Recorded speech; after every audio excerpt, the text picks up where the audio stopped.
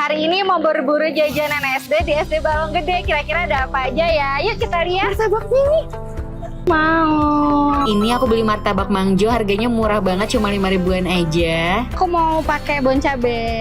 Nah ini aku biasanya tuh bawa bon cabe kemana-mana karena dia tuh praktis banget, tinggal ditambahin dan ditabur aja.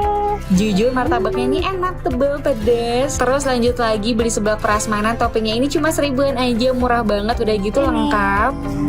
Terus sih. Makasih Teh. Nggak kelewat tambahin bon cabai level 30, rasa original. Pedasnya ini makin ekstrim ya, cocok banget nih dimakan sama seblak.